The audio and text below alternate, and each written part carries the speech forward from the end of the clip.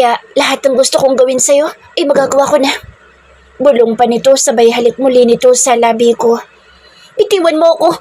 Ipakukulong kita! Banda ko rito. Ayos lang. Naghahasa naman kita. Kaya patas na tayo, honey. Bulong nitong muli. Mabilis nitong itinaas ang suot kong damit at hinalikan ako. Oh my gulay. Tototohanin pa yatang sinasabi nitong gagahasain ako.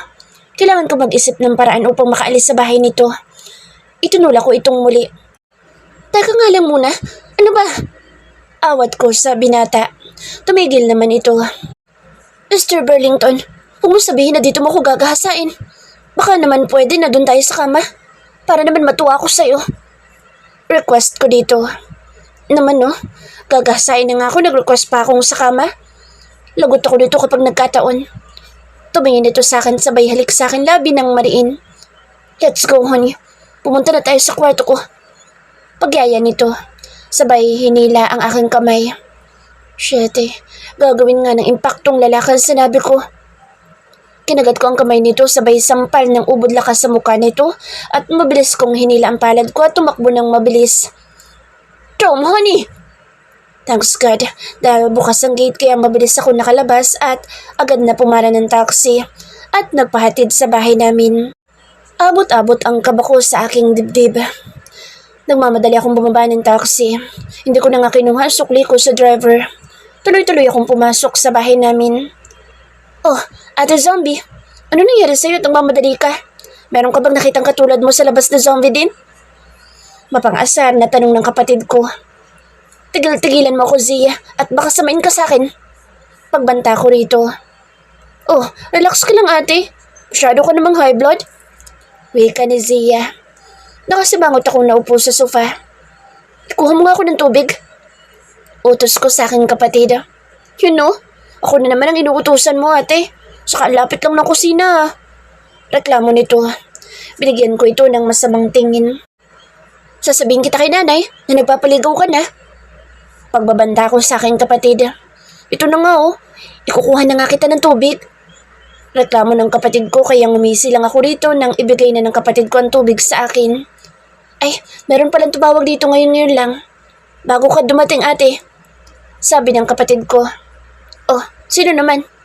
Tanong ko at umupo ako sa sofa. Ay, ang sarap matulog. Sabi ng tumawag ay magbayad ka raw ng utang mo na 10 milyon. Wika ni Zia. What? Sigaw ko. Nawala tuloy ang antok ko sa sinabi nito. Huwag mo nga akong pinaglololo ko, Zia, at baka mabatok kita ng baso. Asar na bigkas ko. Hindi kita niloloko ate. Totoo nga may tumawag dito. At ang sabi, magbayad ka raw ng utang mo. Siya daw si Mr. Burlington. Wika ng kapatid ko. Ano? Malakas kong sigaw. Ate, pwede ba hinahan mong yung boses? Lakas nabibingi ako. Wika ni Zia. Wala naman akong utang doon. Kilala mo si Mr. Burlington, ate? Tanong ni Zia. Hindi wala akong kilalang Burlington. Tangging mamamatay kong wika. Kung makapag-react ka kasi ate, parang kilala mo siya Wika ni Zia. Sinong hindi magre-react sa sinabi mo na may utang ako at 10 milyon pa? Asar na wika ako. Sige ate, at kapag tumawag mamaya sabihin ko sa'yo para makausap mo siya. Wika ni Zia. Wag na Zia, hayaan mo na lang. Alam mo namang sa panahon ngayon maraming baliw. Umiiling na wika ko. Okay ate. Tugon ni Zia. Anong problema ng impaktong iyon? Ni piso hindi nga ako umutang sa kanya. Baliw talaga. Naku, hindi na talaga ako pupunta sa bahay ng bastos na lalaking iyon. Mahirap na at baka maghahasa ako nang wala sa oras. Lalo't napag-alaman kong isa din pala itong mafia lord. Sumandal ako sa sofa at pumikit ng mata. Grabe ang kamalasan ng inabot ko. Baby, sorry talaga. Bigla ko lumingon kay Dave at nakita kong papalapit ito sa akin. Hanggang ngayon ay naiinis pa rin ako sa lalaki. Anong ginagawa mo dito? Kung yayayain mo lang ako mag-date ulit, tapos pag may pagagawa ang amo mo, iiwanan mo lang ulit ako sa mansyon, ay wag na lang tayo mag-date. Sorry baby. Promise, matutuloy na talaga ang date natin mamayang 5 o'clock ng hapon. Susunduin na lamang kita dito, baby. Wika nito. Ayoko sumama sa'yo. Tinatabad ako. Wika kong naiinis. Please, baby. Hindi mo ba ako mapagbibigyan sa hiling ko sa'yo? Baby, minsan na nga lang tayo mag-date at tanggayan mo pa ako. Malungkot na wika nito. Okay, tugon ko. Thank you, baby. Wika nito. Mamaya susunduin kita, okay? Wika nito at umalis na rin. Napabuntong hininga na lamang ako. Tila gusto ko na makipagkala sa relasyon namin ni Dave. Tingin ko'y wala din namang patutunguhan. Naganda ako dahil malapit na mag-alas 5 ng hapon. Nag-text na rin naman sa Dave na pupunta na raw siya dito. Inay, aalis po muna ako. Paalam ko sa inay ko. Mukhang may date ka, anak ah. Wika ng inay ko. Sus! Tapos hindi naman matutuloy ang date ni ate dahil sa dami ng ginagawa ni Kuya Dave. Singit ni Zia na nakangisi pa sa akin. Kaya masamang tingin ay binigay ko sa aking kapatid na pasaway. Inay? Alam mo, Zizi, hindi na ako pinatapos ni Zia dahil hinila na ako nitong palabas ng bahay. Ate Abby, nandiyan na si Kuya Dave, oh. Hinihintay ka na? Tulak sa akin ni Zia. Kaya nakangisa akong tumingin sa aking kapatid. Pansin kong asar na asar ito sa akin. Kuya Dave, isama mo na nga sa ate. At kung pwede, huwag mo nang iuwi dito yan. Itanan mo na kaya. Tahas ang wika nito. Bigla ko itong kinurot sa braso. Aray ate! Hiyaw nito. Kasalanan mo. Kung ano-ano mga pinagsasasabi mo dyan. Inis kong wika dito. Baby, kailangan na natin umalis. Wika ni Dave. Nagsalabo ang kilay ko na makita kong meron na naman itong dalang kotse. Bakit meron ka na naman dalang sasakyan? Asik ko rito. Pinahiram sa akin niya ni Lord. Huwag kang mag-alala. Matutuloy na ang date natin ngayon. Wika ni Dave. Kaya palagay ang loob ko nang sumakay na ako sa kotse. Bigla akong tumingin kay Dave at pansin kong parang balisa ito. Nagsalubong din ang kilay ko na makita kong pawisan ang noon nito. May aircon naman sa loob ng sasakyan. Bakit kaya pinagpapawisan ito? Tumigil kami sa isang hotel kaya kumunot ang noo ko. Bakit dito tayo tumigil? May pagtataka kong tanong.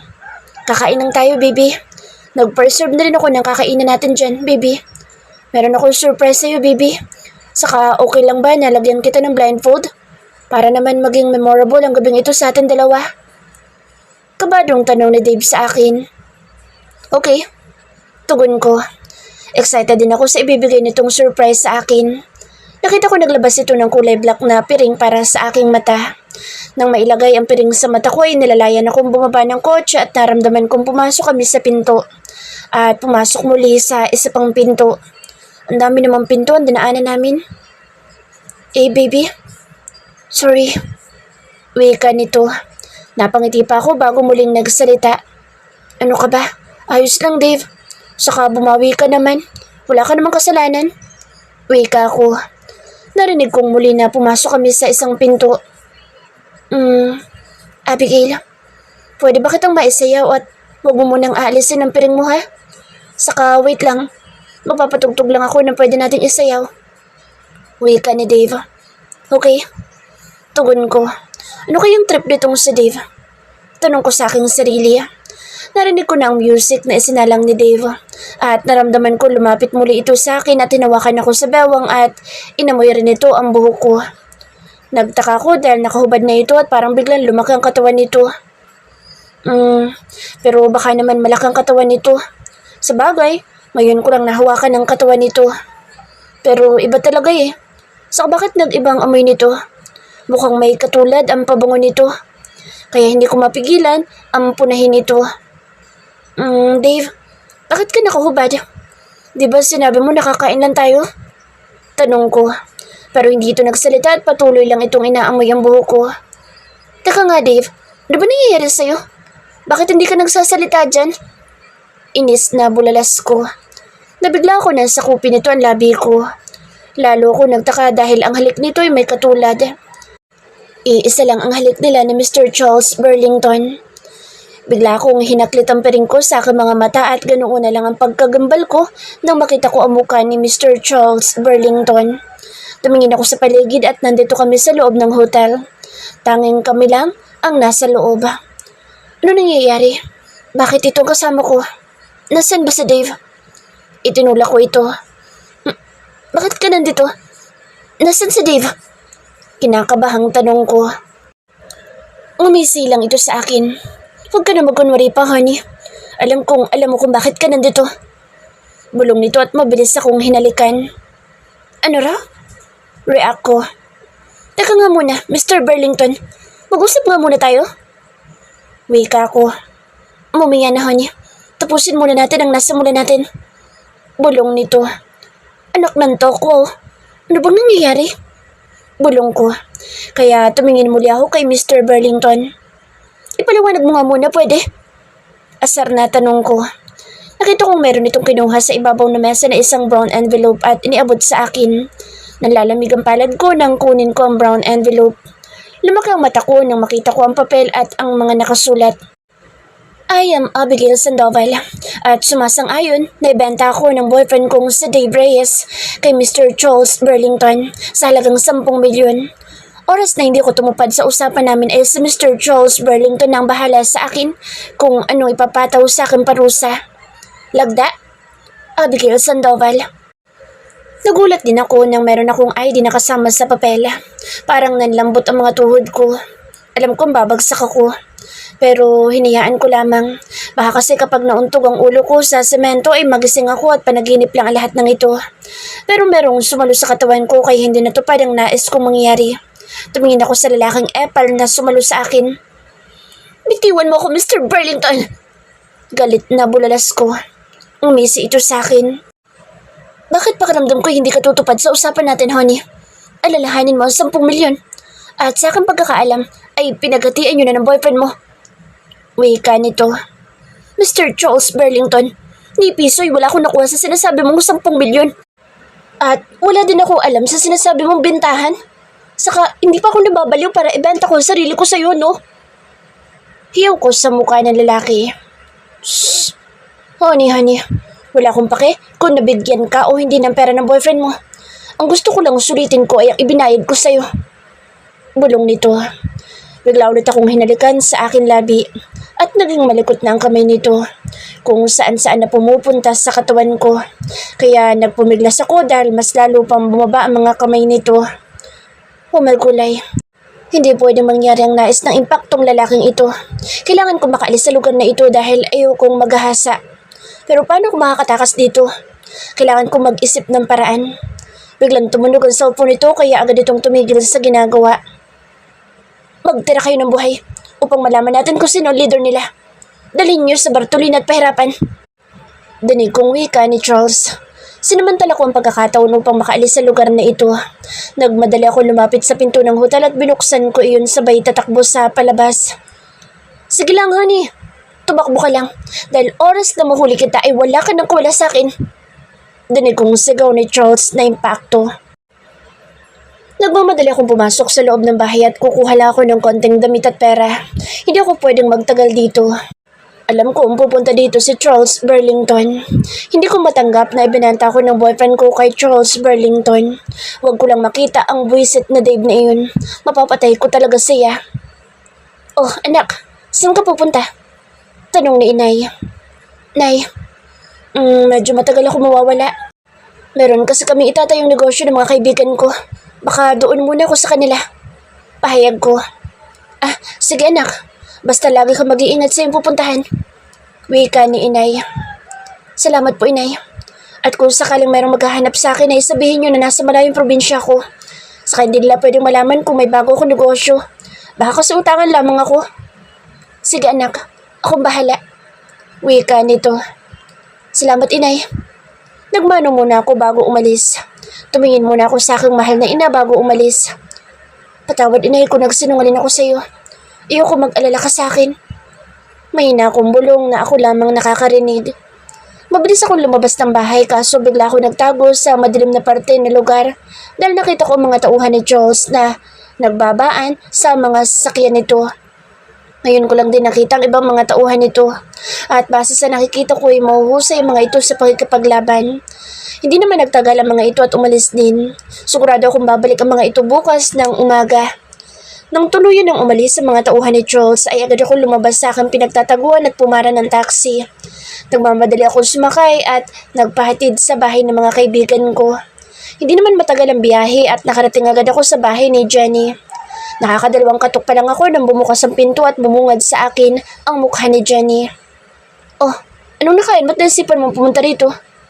Mapang-asar na tanong ni Jenny. Pinapasok ako sa loob ng bahay nito at pabagsak na naupo sa sofa. Malalim din akong napabuntong hininga. Ay, may problema ako. Kailangan ko magtago muna. Pwede bang dito muna ako, best friend? Tanong ko. Mukhang malaking problema mo ah. Tanong nito. Yes, sobrang laki talaga. At yung demonyo ko boyfriend ay binanta ako ng 10 milyon. Bulalas ko na maluha-luha. Wow, ang laki nga ng problema mo. Kanino ka ibinanta? Tanong nito. Kay Charles Burlington. Sagot ko, sabay ang pag-iyak ko. Oh my God, di ba isang mafia lord iyon? Tanong nito. Yes, kaya nga kailangan ko magtago best friend dahil alam ko na gagawin niya lang ako na isa sa mga babae niya. Wika kong lumuluha. Ang laki nga ng problema mo. Wika nito. Sige, dito ka muna matulog at bukas tayo mag-usap kung ano gagawin natin sa iyong problema. Nakakainis. Bigla kaming napatingin kay Ada na galit ang mukha nito. Nakasuot ito ng miniskirt at damit na sobrang liit. Ano nangyari sa'yo, Ada? Akala ko pupunta ka ng bar. Tanong ni Jenny. Di nga ako nakapasok ng bar dahil na-hold up ako eh. Galit na wika nito. What? Na-hold up ka? Anong kinuha sa'yo? Cellphone mo ba? Tanong ni Jenny dito. Yun nga, masaklap mga best friend. Hindi nga kinuha ang cellphone ko at pero ang bagong bili ko sa Ava na pantang kinuha. Atungal nito. Napanga kami ni Jenny sa mga sinabi nito. Uy, di nga best friend. Tunay ngang hinold up ka at ang panty mo kinuha? Tanong ni Jenny. Hindi kasi kami makapaniwala. Oo nga, wala akong suot na panty kaya hindi ako makapasok ng bar. Bumili ka na lang ulit ng bagong panty tapos ipa-hold up mo ulit. Pangaasar ni Jenny. Wala nga akong pera. Wika ni Adeline. Yung kuripot mong yan, mawawalan ka ng pera? Wika ni Jenny. Tumingin sa gawi ko si Adeline. May problema, Abe? Bakit ka umiiyak? Tanong ni Adeline at lumapit sa akin. Baka gusto mo magpanty muna, Adeline? Taas ang wika ni Jenny. Nakita ko na lang na nagbatuhan na ito ng unan. Ito ang gusto ko sa mga kaibigan ko. Kahit meron kang problema, mapapangiti ka kapag ito ang mga kasama mo. Ibinanta kasi si Abigail ng boyfriend niya. Kwento ni Jenny. Nung makita kong boyfriend mo, wala talaga ako tuwala sa pagmumukha niya at mukhang hindi gagawa ng maganda. Kanino ka naman ibinanta? Tanong ni Adeline. Kay Charles Burlington. Sagot ko. Shit, mafia lord yun na. Kailangan mo talaga magtago best friend. Wika ni Adeline. Pahinga ka muna, Abigail, at bukas tayo mag-iisip kung ano ang dapat nating gawin sa problema mo. Wika ng dalawa kong best friend. Thank you so much mga best friend. Wika ko. Agad akong pumunta sa kwarto kung saan ako matutulog. Paglapat pa lang ng likod ko agad akong nilamon ng antok. Nagising ako sa ingay ni Adeline at Jenny, kaya bumangon na lang ako. Ngayon ko naramdaman ng gutom dahil kagabi pa ako walang kain. Oh, gising ka na pala, Abigail. Kumain muna tayo dahil meron kaming balak ni Adeline ngayong araw. Pahayag ni Jenny. Umiti lang ako sa mga ito at agad na dumulog sa hapagkainan. Nang matapos kumain ng umagahan ay umupo ako sa sofa. Gusto kong mag-isip ng dapat kong gawin at gusto ko rin makausap si Dave kung bakit niya ginawa ang bagay na iyon. Kumusta kayo dito? Dinig kong wika ng isa ko pang best friend na si Brianna. Ano nangyari kay Abe? Tanong ni Brianna. Iniwan ng boyfriend. Ang masakla pa, ibinenta si Abe ng kanyang boyfriend sa halagang 10 milyon. Pahayag ni Jenny. Biglang yumakap sa akin si Brianna at umiyak naman ako sa balikat nito. Mabuti na lang meron ako mga kaibigan na magiging karamay ko. Tama-tama ang dating mo, Brianna. Magiinom kami ngayon. Dinig kong wika ni Adeline at meron nga itong dalang mga alak. Agad kong kinuha isang bote ng alak at tinungga ko ito. Gusto kong magpakalasing buong araw. Humiga ako sa sofa dahil nahihilo na ako. At nakita ko rin na mga lasing na mga kaibigan ko. Taxi!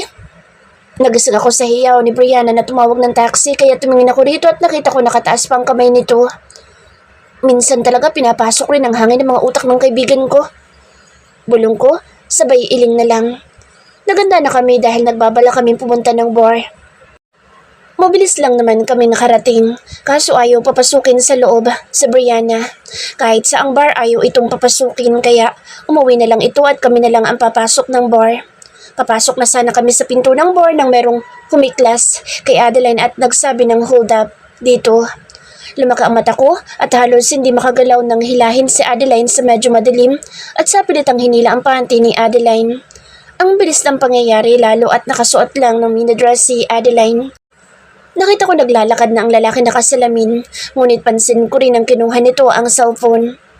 Bro, di ba hinahanap mo si Abigail Sandoval? Alam mo bang pupunta siya ng bar? Dinig kong wika na lalaking hold-upper ni Adeline. Lumaki ng sobra ang mga mata ko sa aking narinig. Guys, kailangan na natin umuwi. Wika ko, pero bigla akong napalingon nang makita ko ang isang kotse na mabilis ang takbo at alam kong papalapit ito sa amin. Oh my gulay. Wika ko, kaya mabilis akong tumakbo papalayo sa mga kaibigan ko at alam kong si Charles ang nakasakay sa kotseng iyon. May nakita akong boss, kaya mabilis akong pumasok sa loob. Sobrang kaba ang nararamdaman ko ng mga oras na ito. Diyos ko po, sana'y hindi tumigil ang boss. Kailangan ko makabalik sa bahay ni Jenny dahil nandoon pa ang mga gamit ko. Siguro'y malayo-layo na rin ang tinatahak ng boss. Hindi na siguro ako masusundan ni Charles. Kaya nang tumigil ang boss ay mabilis din akong bumaba. Kailangan ko makabalik agad sa bahay ni Jenny. Subakay ako ng taxi at nagpahatid sa bahay ng kaibigan ko. Lingon sa kaliwa at kanan ang ginawa ko dahil baka biglang sumulpot sa harap ko si Charles. Kumatok ako at mabilis lang naman binuksan ni Jenny ang pinto kaya't dali-dali akong pumasok sa loob ng bahay. My God, Abigail, ang bilis mong tumakbo ah. Wika ni Jenny. Kailangan kong maging mabilis tumakbo, lalo na ngayong merong mahabol sa akin. Wika ko sa mga ito. Saan ka ngayon pupunta, Abigail? Tanong ni Jenny. Hindi ko pa alam kung saan ako pupunta o makikituloy. Malungkot kong wika. Pwede ka naman dito sa bahay. Kaya lang, hindi ka pwedeng lumabas ng bahay dahil alam kong kilala na kami ni Mr. Charles. Pahayag ni Jenny.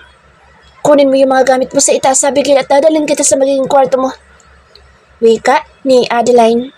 Mabilis kong kinuha ang bag ko at dinala ko ni Adeline sa kusina. Dito ka muna sa kwartong ito, Abigail. Kahit pumunta dito si Charles, hindi niya makikita ang kwartong ito lalo at maliit ang pintuan dito. Pahayag ni Adeline. Maraming salamat mga best friend. Wika ko. Ano ka ba? Tayo-tayo na nga lang magtutulungan eh. Wika ni Adeline. Malinis naman ang loob ng silid. Pwede na ito kasi naman magpalaboy-laboy ako sa kalye. Humiga agad ako sa maliit na kama.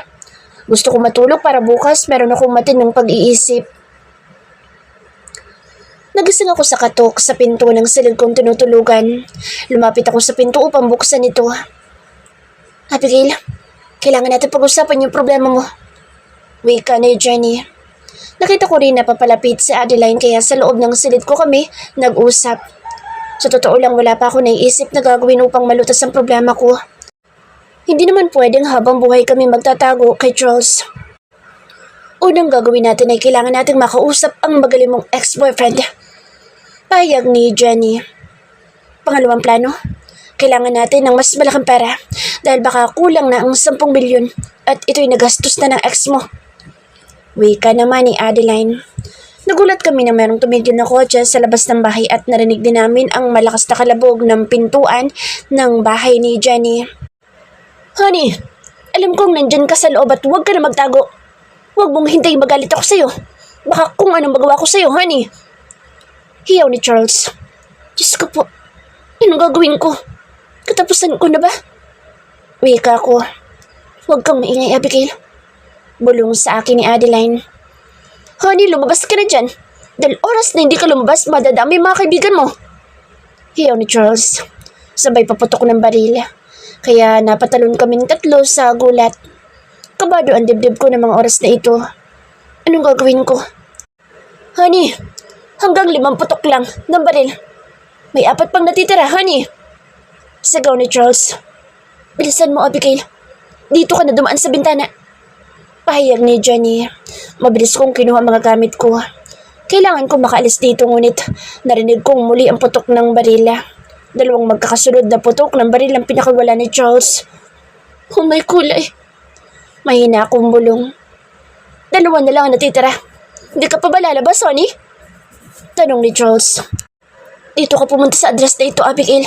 Pupuntahan ka rin namin doon ni Jenny. Baka mamaya din. Wika ni Adeline. Salamat. Bulong ko sa mga ito. Mag-iingat ka, Abe. Wika ng dalawa kong kaibigan. Tumuntong ako sa kahoy upang makasampa sa bintana. Hindi naman masyadong kataasan kaya pikit matang tumalo na lang ako. Narinig kong muli ang pagputok ng barila ni Charles. Diyos ko po, kabayan niyo po ako lalo na sa mga kamay ni Charles Burlington. Temtem kong dasal. Tumingin ako sa kaliwa at kanan upang masigurong wala ngang tao sa paligid. At nang makita kong ako lang ang nandito ay nagmamadali ako naglakad. Saan ka pupunta, honey? Tanong ni Charles Burlington. Kaya bigla akong tumingin sa likuran ko at ganoon na lang pagkagulat ko nang makita ko si Charles na nakatutok sa akin ng hawak nitong baril. Namutla ako ng sobra dahil nakatutok sa akin ng baril nito. Hindi ko alam kung tatakbo ba ako dahil baka bigla akong barilin na lalaking ito oras na tumakbo ako. Pumakbang ito papalapit sa akin at isinandal ako sa pader. Kahit anong takbo mo o takas, honey, ay mahuhuli pa rin kita. Bulong nito. Nagpumiglas ako dahil mariin ako nitong hinalikan sa aking labi at naging malikot na rin ang kamay nito. Pagkatapos ay inipit ako sa pader kaya hirap tuloy akong makagalaw. Lumakang mata ko nang pumasok ang kamay nito sa loob ng damit ko. Mr. Charles, wala akong naging kasalanan sa iyo. Wika ko. Paano ka naging walang kasalanan, honey? Sa laki na nakuha niyo sa akin, susulitin ko 10 milyon na nakuha niyo sa akin ng ex mo. Wika nito. Kahit piso wala ko nakuha sa sinasabi mo 10 milyon, Mr. Charles. Galit kong wika dito. Tumigil ito sa ginagawa at tumingin sa akin. Hindi ko na problema yun, honey. Kung meron ka nakuhang pera o wala. Hindi naman ako papayag na hindi ko makukuhang binili ko. Saan ka na binayad ko sa ex mo? Wika ni Charles. Gusto kong umiyak at maglupasay. Parang ang tingin lang ng mga ito sa akin ay isang bagay lang na pwedeng ibenta. Let's go, honey. Kailangan na natin umalis.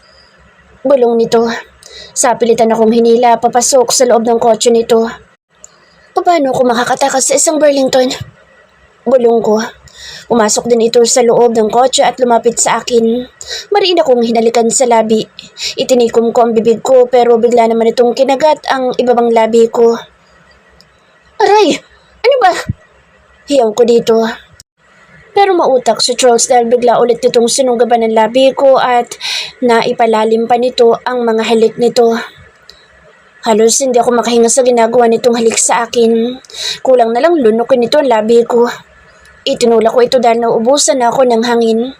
Nakangisi itong tumingin sa akin at hahalikan ulit sana ako nang marinig ko malakas na pagsabog sa labas. Lord, nag-uumpisa na sila. Wika ng driver ni Burlington. Sabihin mo sa kanila pagbigyan ng gusto ni Oliver Bali. At kung ano yung plano natin, ipatikim mo sa kanya ng madala. Galit na utos ni Burlington. Masusunod po, Lord. Wika ng driver. Nagulat ako nang basta nila akong ihiga sa upuan ng kotse. Huwag kang babangon muna, honey. Meron lang ako tatapusin. Wika ni Charles. Kinakabahan ako lalo at naririnig ko ang mga putok ng baril sa labas. Ano bang nangyayari? Bakit mayroong naglalaban-laban? Tanong ko sa aking sarili. Lord, medyo marami ang ating kalaban. Tatawagan ko na ba sina Pam at Andy? Tanong ng driver. Huwag na. Ako nang bahala sa kanila. Itigil mo na ang kotse at makikipagsabayan tayo. Galit na wika ni Charles. Tumingin ito sa akin. Honey, huwag ka lalabas na sa sakyang ito. Bili ni Charles. Tumango na lang ako dito pero kung mabibigyan ako ng pagkakataon, ay lalabas ako ng kotseng ito. Lumabas na nasasakyan si Charles at kasama nito ang driver. Malakas na pagsabog at putok ng baril ang naririnig ko. Bumangon ako upang silipin ang mga nangyayari. Bigla akong kinabahan dahil nakikita kong maraming naglalaban-laban sa unahan na dapat ay dadaanan sana namin. Kaya pala nakipagsabayan na si Charles. Pagkakataon ko na ito upang makatakas. Bahala nang matamaan ng bala. Ang mahalaga ay makaalis ako rito.